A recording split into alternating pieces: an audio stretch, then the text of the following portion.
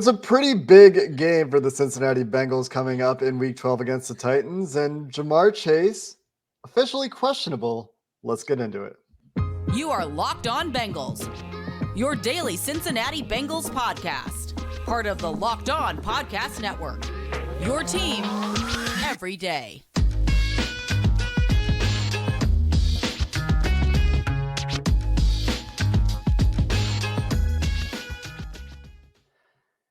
What up, Bengals fans, and welcome to another episode of the Locked On Bengals podcast. Hope you had a great Thanksgiving. We're coming to you on Black Friday with some late injury updates for Jamar Chase as we get ready for the Bengals matchup against the Tennessee Titans. We're part of the Locked On Podcast Network here on Locked On Bengals, bringing you coverage of your team every day, free and available everywhere you get your podcasts and on YouTube. Today's episode is brought to you by BetOnline. BetOnline has you covered this season with more props, odds, and lines than ever before. BetOnline is where the game starts. And hey, if you're new to the podcast, make sure you hit that subscribe button, hit the follow button, hit the thumbs up on YouTube, and join the First Listen Club. I know there's a lot of people out there and always enjoy the tweets, right? When we hear about the first listens and got some nice Thanksgiving gratitude. So if you express gratitude to me, I know I did it on Twitter. I'll just do it again here in the spirit of the holiday. We are, of course, very thankful for all of you who listen to the Locked On Bengals podcast. You make what we do possible. We would not be here without all of you listening to us. And we also wouldn't be here without the Cincinnati Bengals. And, Jamar Chase, part of that team, and got through a few limited practices this week, James. And the Bengals continue to play this one close to the vest. They do. They do. As I had a laughing attack at the start of the show, so go to YouTube if you're listening and check that one out. It's pretty funny. I might tweet out the clip that led to that. Wait, what happened? Which was a blooper at the beginning. Okay. I thought for sure you were going to stop it, and you made it all the way through. So one, Jake's a true pro, clearly. Two, let's dive into this Jamar Chase because look, he looks good to me. I mean, if I had to bet, I'd say he's playing. Just eye test. Everything he's done. Literally walking out to the practice field on Wednesday, what did he do? He jogs up the hill, and I'm like, oh, full extension? Checked, looked at the video. Yeah, he's extending that hip a little bit. We didn't see him go full speed. I think that was by design. But I think Joe Burrow, we expect him to play. You combine that with the eye test. You combine that with all of the things, and even though Zach Taylor on Friday afternoon, pre us recording this is why our Friday episode is later. So we actually had a real Jamar Chase update with everything dark on Thanksgiving. There was no media availability at Paycor Stadium. It looks like he's on track to play. Now, Zach Taylor did say, we'll see pregame. But then I asked him, okay, so is it based on a pregame workout? And he said no.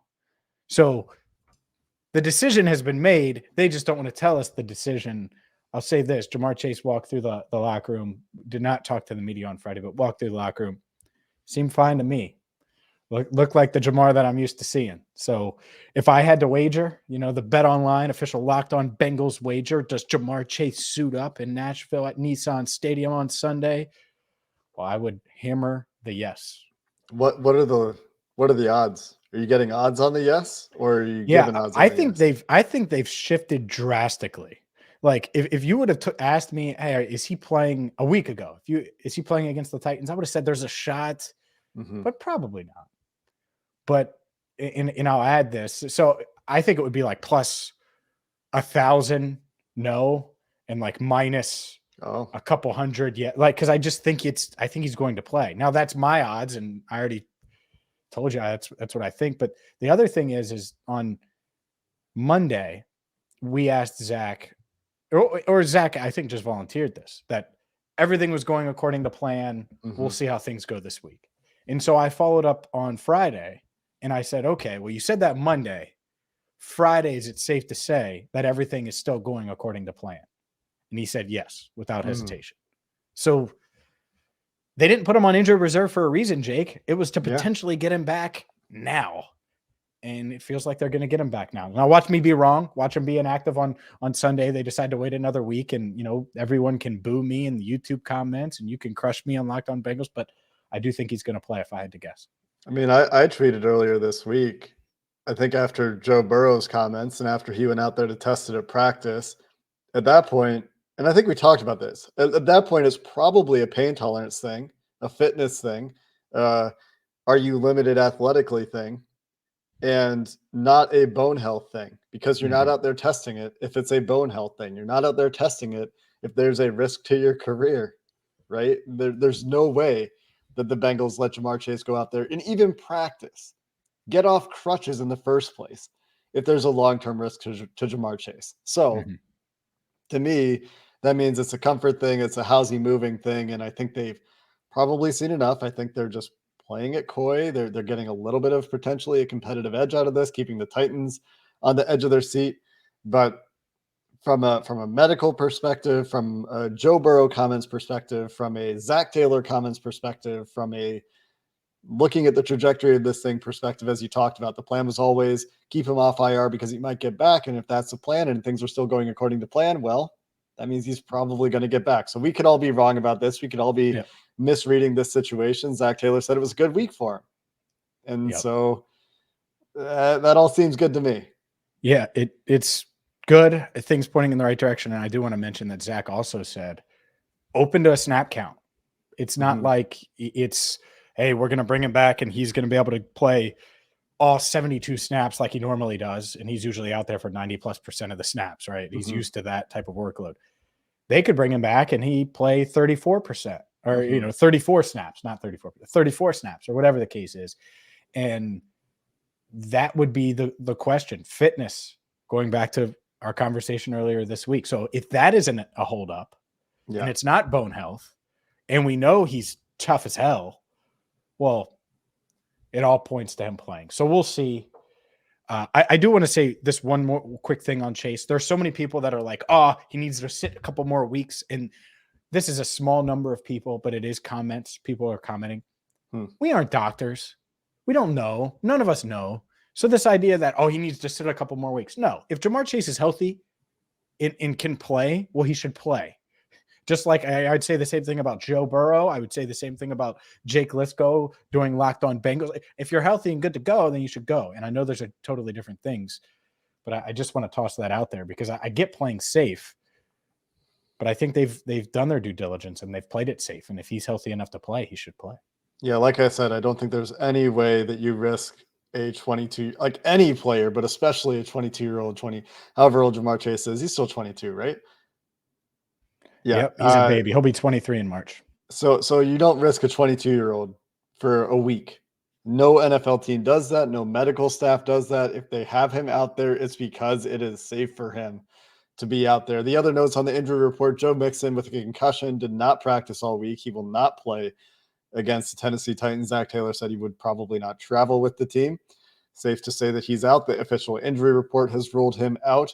Joe Bacci was also limited There you go. all week and is questionable. Dax Hill was limited full. He's questionable. I think he's probably going to play if he was Dax full attack on Thursday, Friday. So we'll see how his role shapes up. Josh Tupou, finally, I think this is his first full practice since his injury. So that's potentially big news for this team. He's questionable to play. And Jay Tufele gets back from his illness and goes full on Friday as well. He's not on the injury report at all. So some good news on all those guys. And Chris Evans, not on the injury report. His status for Sunday not in question either, which will matter with Joe Mixon not playing. Yeah, that's a big one for sure. Dax Hill, we'll see, what his usage is. Josh Tupou, Zach kept it a little tighter to the vest. Wasn't willing to commit to him either when it comes to him playing on Sunday, but he's getting close. So if he doesn't play Sunday, maybe you get him back for the Chiefs, but certainly a shot for that to happen. What do you say we dive into some of these playoff implications and what Sunday could mean to the Bengals' future? Yeah, one big key real quick I'm just going to throw out there before we go shift gears a little bit here. Danico Autry, we talked about this with Tyler, not going to play this week. But Christian Fulton looks like he's on a trajectory to have a pretty good chance at playing, so we'll keep an eye on that one as well. Ben Jones looks like he's going to get back for the concussion protocol for the Titans, so a few updates there on the Titans side of things. And we might see Randy Bullock too. We'll see. You had to poke the bear, making fun of him. You clipped it out, and now Randy Bullock is going to be. It was hilarious, but man, you better hope he's missing. You better Ready hope to he's losing. hibernate, that bear, right? What do bears do before they hibernate? Anyway, let's get to those Bulletproof. playoff implications for this game and some of the other matchup notes to continue our show coming up next.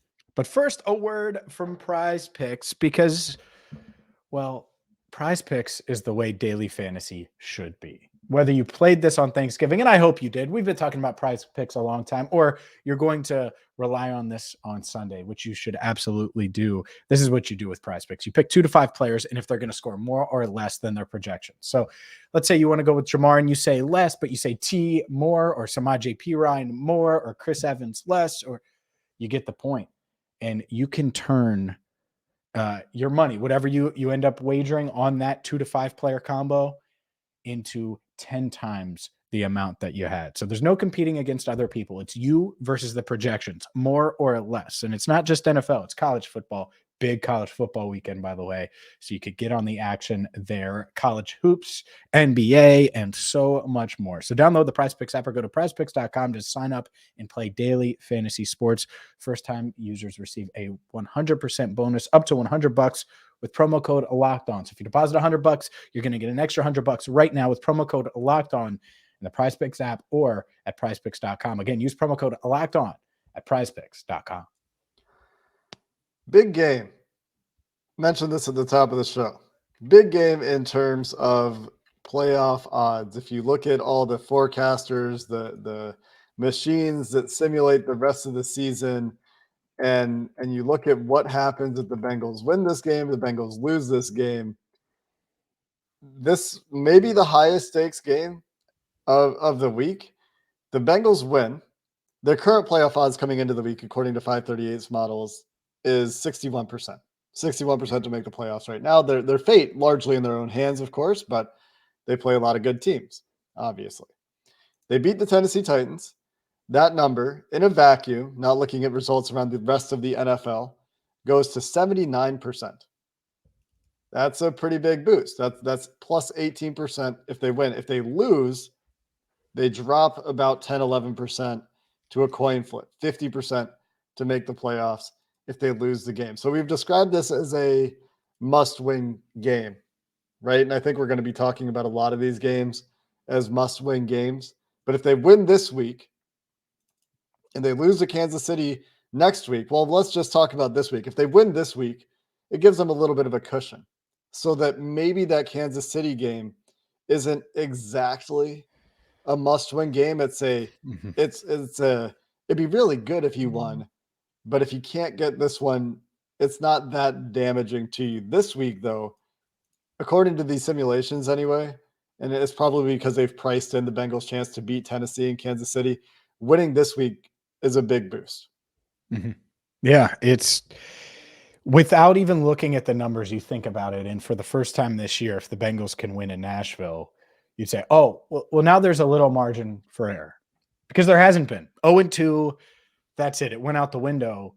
And at 6-4, there still isn't. But if you can get a win over Tennessee, New England lost, you could separate yourself a little bit in this wild card race. And you won't completely separate yourself, but you'd like to have a little cushion. And 7-4, you'd have that cushion. And they have a 3-game stretch. If you look big picture, Titans, Chiefs, Browns. Take 2 of 3. Take 2 of 3 from those teams. And you feel pretty good about where you'd be at. You'd be 8-5. You'd have 2 wins, over AFC opponents, and you'd put yourself in a good spot going into that final stretch, final 4 weeks of the season. So we'll see if they can do that. But this is going to be a tough game, and it matters. It matters a lot, and not because of wild card in or anything. The Titans are going to win the AFC South. I think that goes without saying at this point. But it would go a long way towards the Bengals' playoff chances. So of which team needs this game more, I certainly think it's the Bengals. Yeah, that is probably true. The Colts have an outside shot at making a run, like statistically speaking, but super unlikely. So it's hard to make the argument for Tennessee here in terms of like the importance of this game. Their playoff odds are not going to be all that damaged if they lose by comparison to the Bengals, who are scrapping because, as we mentioned, that 0-2 start took away a lot of the margin for error. And while they've made back some of that, obviously to get to 6-4. They're 6-2 in their last 8. If they're 8-0 in their last 8, then you've made back all of that. And they didn't make back all of that margin for error that they lost. This is a pretty solid Tennessee Titans team too. And on paper, you might think, oh, they lost AJ Brown. Ryan Tannehill's not having as good of a year. Their offensive line, probably has more questions this year than last year. They've got the rookie and Treylon Burks. And their offense, the post-Arthur Smith offense, still is taking some time to come together. But as we discussed with Tyler, this defense, despite some of the results they've had this year, is still a really good unit. And I know that Danico Autry isn't going to be there and Harold Landry isn't going to be there, but Jeff Simmons, you listen to Brian Callahan, still one of the best players in the NFL, and is going to be a significant test for the interior of the Bengals offensive line. And we've talked about that. We talked about it in the crossover. Tyre Tart, a name that you don't hear as frequently, has been a good pass rusher alongside Jeff Simmons on the interior of that Tennessee defensive line this week. So where last week we talked a lot about the edge guys, Alex Highsmith and TJ Watt especially, this week it's all eyes on the interior. Yeah, Bud Dupree's there. I don't care about Bud Dupree. You can ask me all the way going back to when he was drafted. I didn't like Bud Dupree. He had one good year for the Steelers, played it into a big contract. Good for him. Not as worried about Bud Dupree as I am about this interior. And when you talk about how the Bengals are going to win this game, James, as we talked about before we started recording, it seems like, and obviously any given Sunday, this could go a different way. It seems like a relatively simple answer. It's take care of the ball, win the turnover battle if you can, but take care of the ball especially. Take care of Joe Burrow. Let him do his thing. Let him execute the offense the way we saw last week. Even if there's some pressure, don't get him sped up. Don't let him get sped up early in the game, because if he's not, he's going to process at a high level, get the ball out on time, and the offense is going to continue to be efficient. And then contain Derrick Henry, right? If you can, get those swing plays, get those takeaways from Ryan Tannehill. I know you're big on Jesse Bates, Ryan Tannehill, that matchup, and rightfully because so. Bates dominated it, right? Yeah, rightfully so. And get your money, Bates. This is your time. I'm not saying that you're like off base there or anything.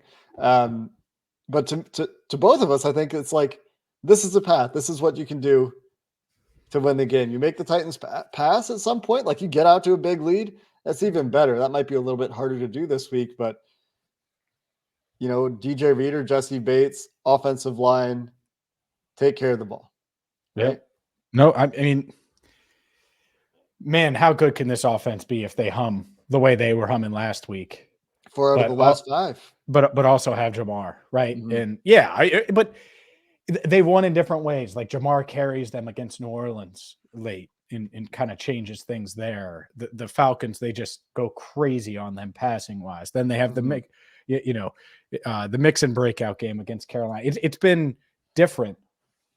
And in this week, I think it's very similar to last, where you don't let that front. Jeffrey Simmons is scary, no doubt. Don't let them wreck it. And just have 9 sit back there, make plays. Oh, one's playing 42 snaps. All right, we can still get him 6 targets.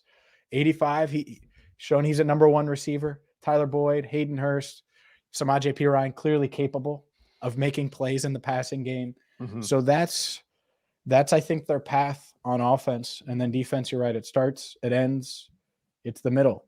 All things Derrick Henry. If you slow him down, I don't think you're going to stop him, but if you slow him down, it goes a long way towards maybe a Ryan Tannehill to Jesse Bates connection, which, I'm not going to lie. I hope to see a few of those. I hope Bates gets his money. I hope I get to say BATES and make that S a money sign with 3 more money signs after Sunday, because he has 4 picks. Never know. Yeah, and the way you do that is to make the Tennessee Titans drop back pass, or to just be Jesse Bates and feel like the playbook, know the tendencies, get those film study picks like we saw in the playoffs. Really, I mean that's where we saw it last. I like T. Higgins in this game.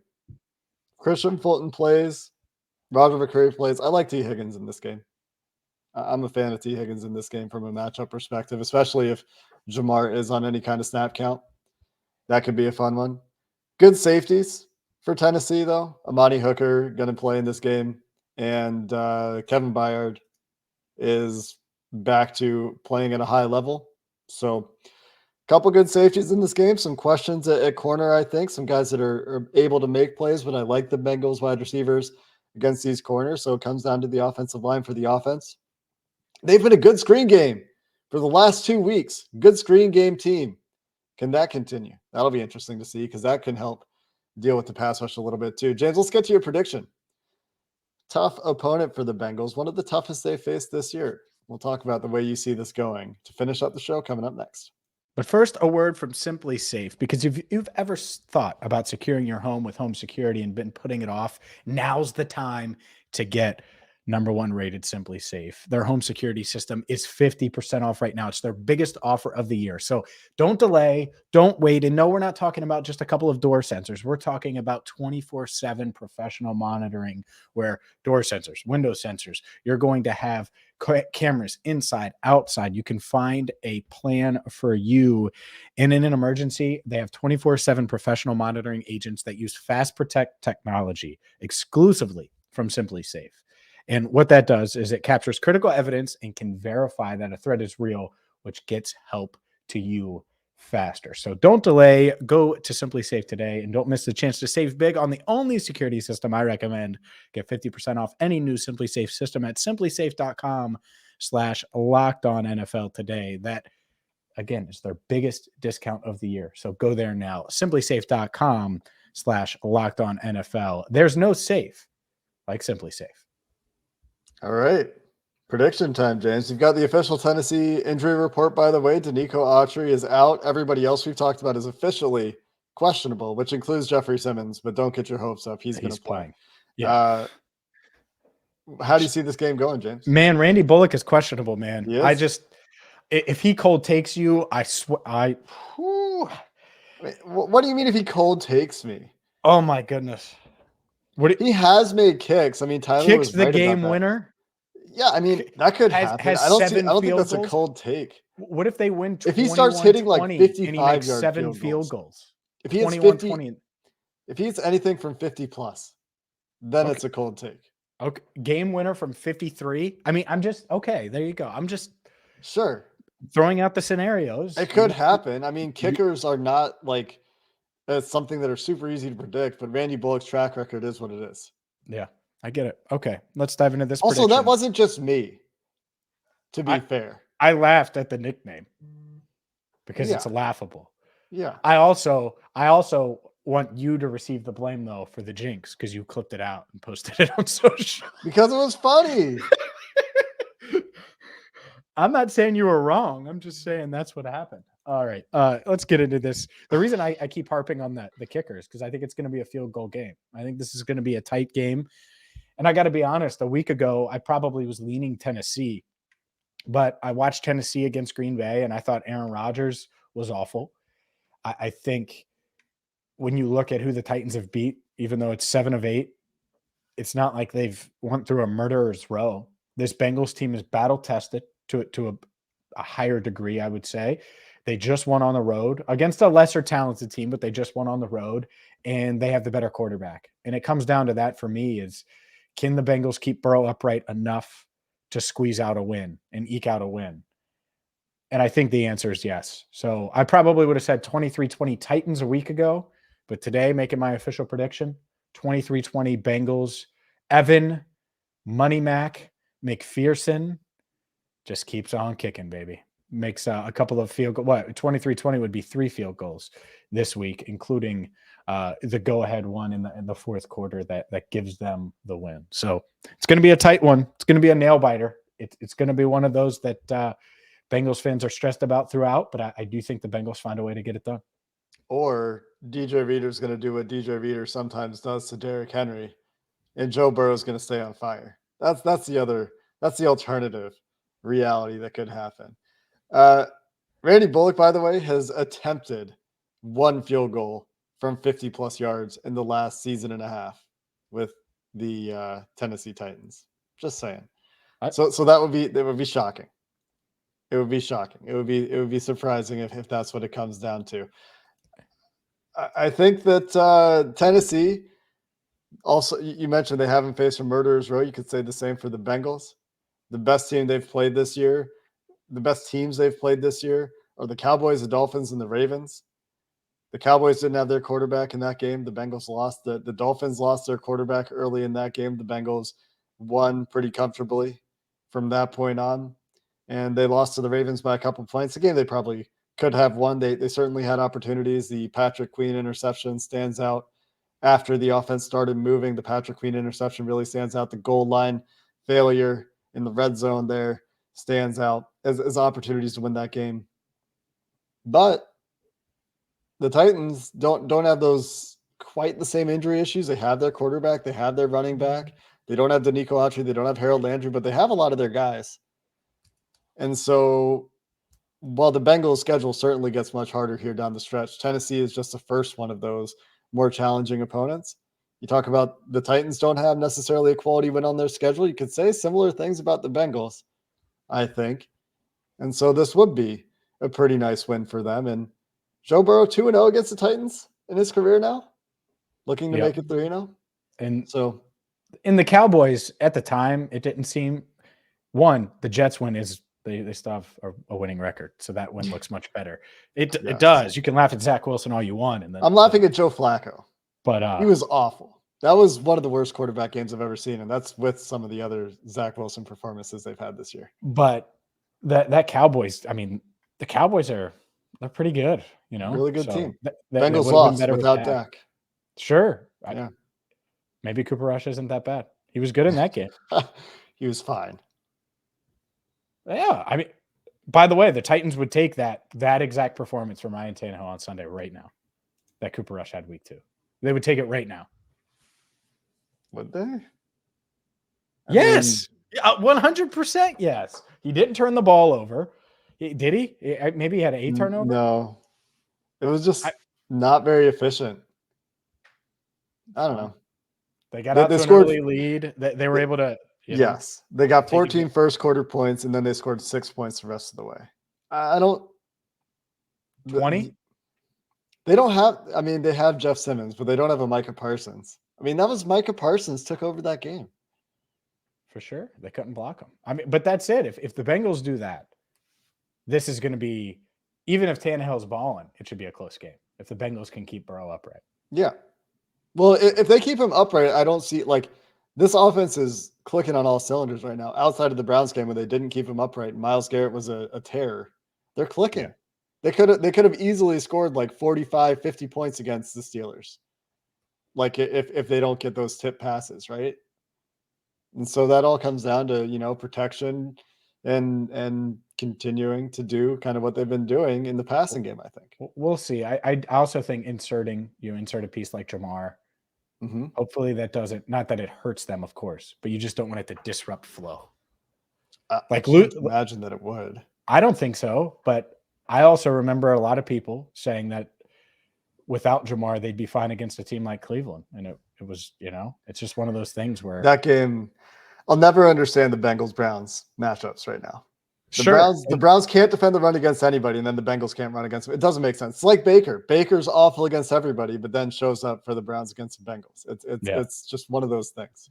So yeah, we'll see. But yeah, I'm taking the Bengals by a field goal. And by the way, last week it was a two score. I picked 2 scores, 9 points, and it was close to that. It should have been 2 scores. They gave up the garbage time tutty, but yeah, it was realistically a 2-score game. Anyway, that's going to do it for this Friday midday episode of the Locked On Bengals podcast. Hope you have enjoyed a Thanksgiving holiday in your own way, whatever way that is, and hope you enjoy the Week 12 matchup.